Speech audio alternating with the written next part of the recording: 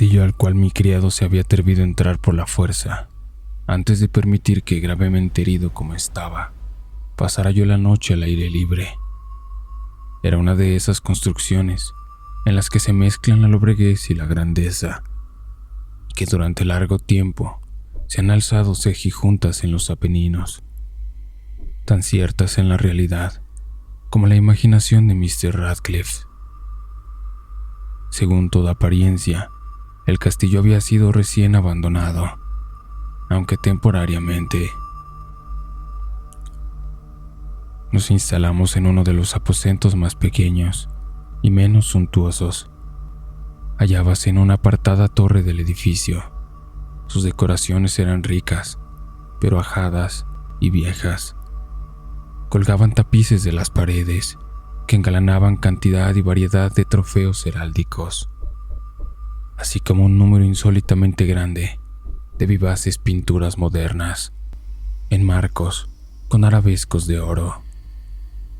Aquellas pinturas no solamente emplazadas a lo largo de las paredes, sino en diversos nichos que la extraña arquitectura del castillo exigía. Ordené, por tanto, a Pedro que cerrara las pesadas persianas del aposento, pues ya era de noche, que encendieran las bujías de un alto candelabro situado a la cabecera de mi lecho y descorriera de par en par las orlandas cortinas de terciopelo negro que envolvían la cama. Al hacerlo así, deseaba entregarme, si no al sueño, por lo menos a la alternada contemplación de las pinturas y el examen de un pequeño volumen que habíamos encontrado sobre la almohada y que contenía la descripción y la crítica de aquellas. Mucho leí e intensamente miré. Rápidas y brillantes volaron las horas hasta llegar la profunda medianoche. La posición del candelabro me molestaba, pero para no incomodar a mi amodorrado sirviente, alargué con dificultad la mano y lo coloqué de manera que su luz cayera directamente sobre el libro. El cambio, empero, produjo un efecto por completo inesperado. Los rayos de numerosas bujías, pues eran muchas, cayeron en un nicho del aposento que una de las columnas del lecho había mantenido hasta ese momento en la más profunda sombra. Pude ver así, vívidamente, una pintura que me había pasado inadvertida. Era el retrato de una joven que empezaba ya a ser mujer. Miré presurosamente su retrato y cerré los ojos. Al principio, no alcancé a comprender por qué lo había hecho, pero mientras mis párpados continuaban cerrados, cruzó por mi mente la razón de mi conducta.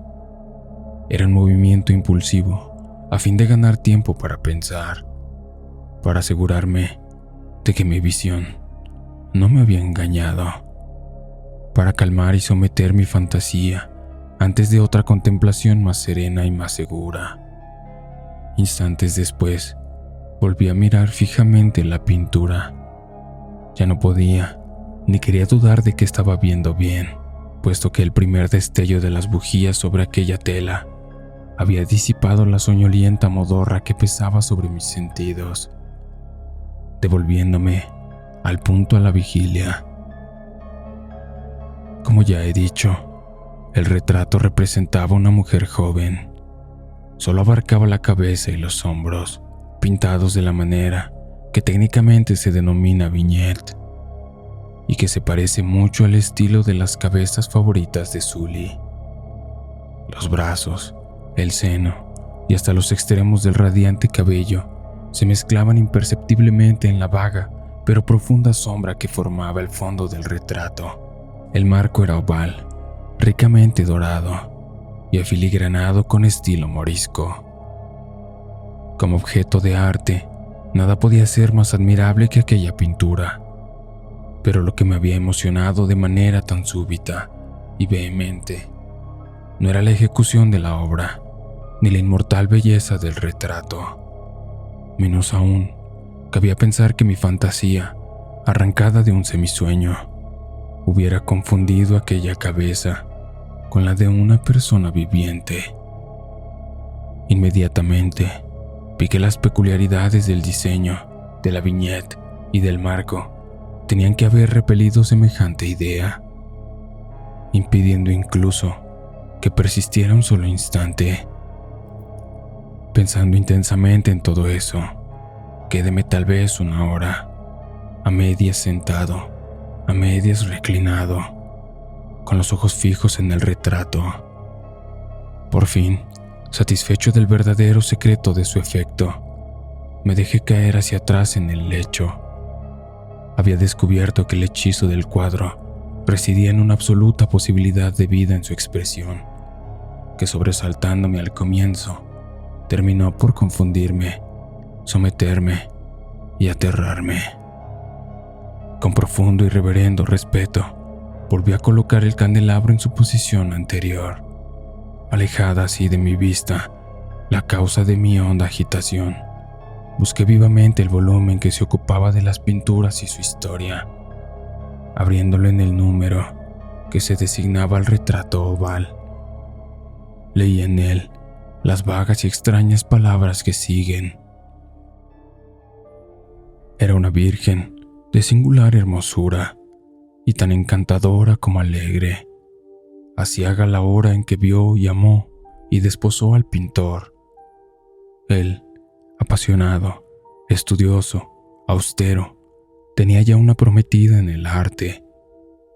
Ella, una virgen de sin igual hermosura y tan encantadora como alegre, toda su luz y sonrisas y traviesa como un cervatillo, amándolo y mimándolo, y odiando tan solo al arte, que era su rival, teniendo tan solo la paleta, los pinceles y los restantes enojosos instrumentos que la privaban de la contemplación de su amante. Así, para la dama, cosa terrible fue oír hablar al pintor de su deseo de retratarla.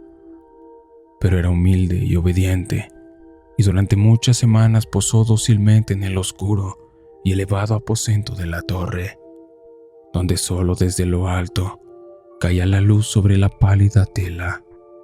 Mas él, el pintor, gloriábase de su trabajo, que avanzaba hora con hora, día con día.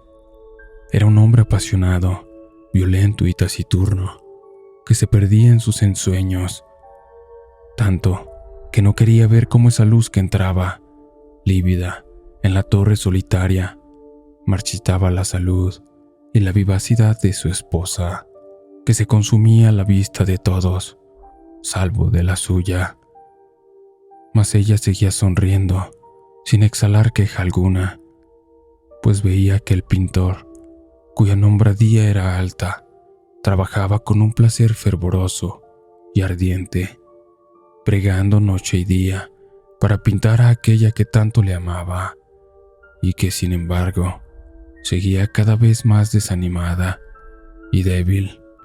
Y en verdad, algunos que contemplaban el retrato hablaban en voz baja de su parecido, como de una asombrosa maravilla y una prueba tanto de la excelencia del artista como de su profundo amor por aquella a quien representaba de manera tan insuperable. Pero a la larga, a medida que el trabajo se acercaba a su conclusión, nadie fue admitido ya en la torre, pues el pintor habíase exaltado en el ardor de su trabajo y apenas se apartaba los ojos de la tela, incluso para mirar el rostro de su esposa, y no quería ver que los tintes que esparcía en la tela eran extraídos de las mejillas de aquella mujer sentada a su lado.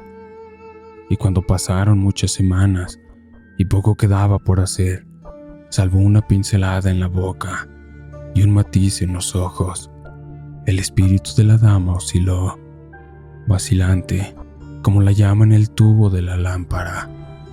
Y entonces la pincelada fue puesta y aplicado el matiz, y durante un momento el pintor quedó en trance frente a la obra cumplida, pero cuando estaba mirándola, púsose pálido y tembló mientras gritaba: «Ciertamente, Es la vida misma.